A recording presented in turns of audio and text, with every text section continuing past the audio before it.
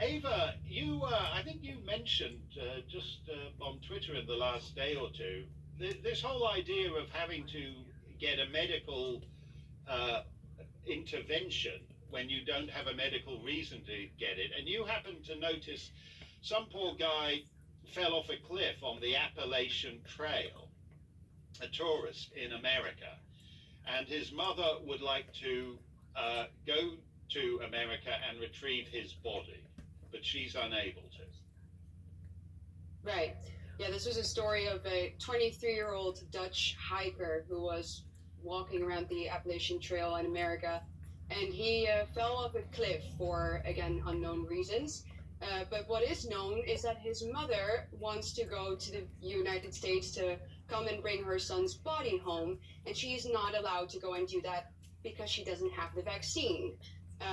So she can go to pick up her son for this reason. And as you've mentioned, there are so many other things that people have been prohibited from doing because they didn't want to take a vaccine that they didn't need.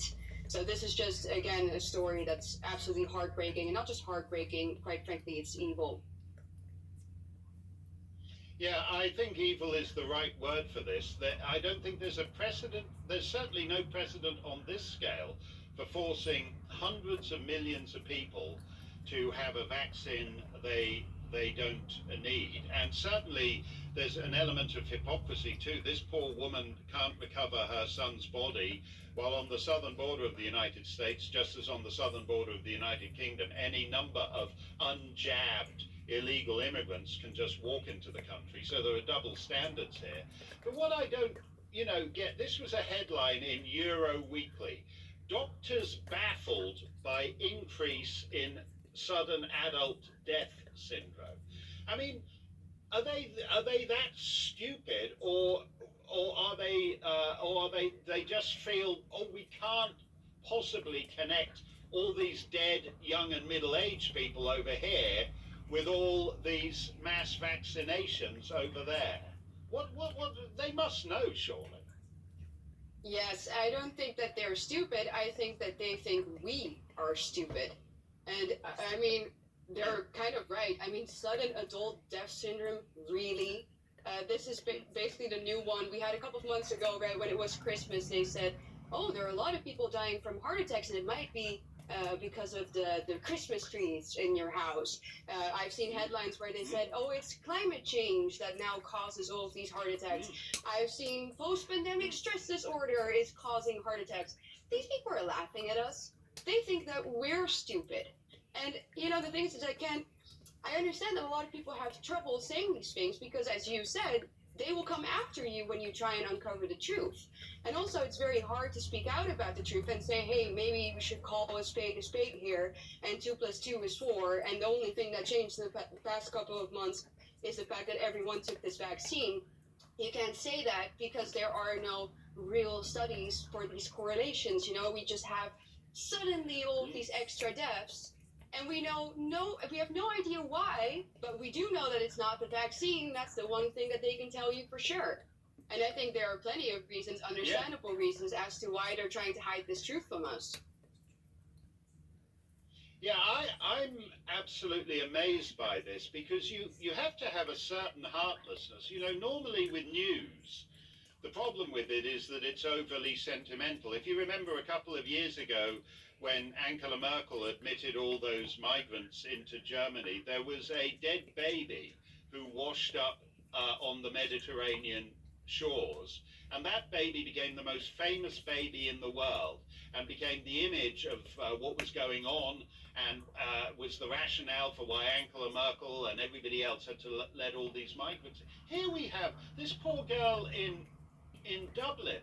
She's perfectly fit, she's perfectly healthy, she runs, she goes to the gym, and she's dead.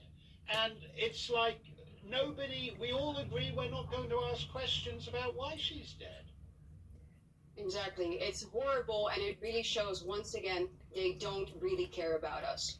All of these talks about the deaths that we had to prevent with COVID, and that's why it was so necessary that you would take this vaccine. Well, they never talk about how many deaths were caused by the lockdown in and of itself. So it's very clear that these people really don't care about us whatsoever. And there are too many powerful institutions and stakeholders involved here that all have huge interests in us not knowing what the side effects are of this vaccine and what the dangerous consequences of these vaccines are and will be in the future. Obviously, our governments have forced this vaccine on us. You were basically second-class citizen if you didn't take it. And well, I mean, if it turns out that these governments have been giving citizens something that is forcing citizens to take something that is dangerous for their health, can you imagine the uproar that that would cause? And well, for them also, they would be losing power if that comes out. Big pharma, it's very clear. The money that's involved in this is unfathomable. They want us to keep on taking these booster shots. Obviously, this is something they can make tremendous amounts of money from in the next couple of years to come. So we should know that this is dangerous for us. And even apart from the government and big pharma, just ordinary people, think about how many people have taken this vaccine and how hard it must be mentally to grasp the idea that you might have taken something that is bad for you and that could cause you all sorts of health problems in the future. And not just you, also your children. So the cognitive dissonance there is huge, and understandably so.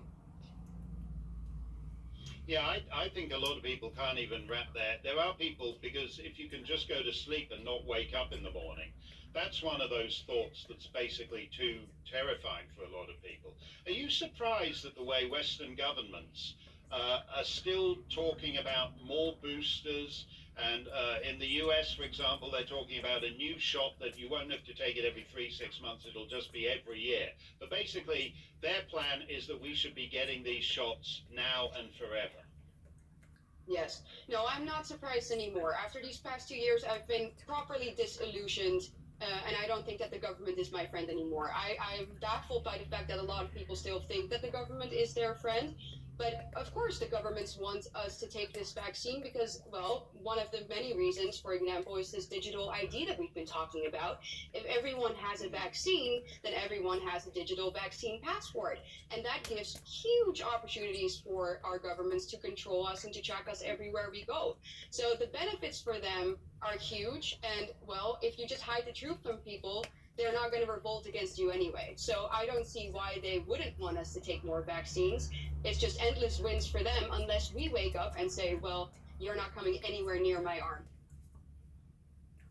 Yeah, that's, you're not coming anywhere near my arm. You say you have no reason to get it, Ava. I don't think anybody under 50, 55, 62, whatever, should actually be contemplating this thing. The alleged benefit, with each passing month, the alleged benefits diminish further and further.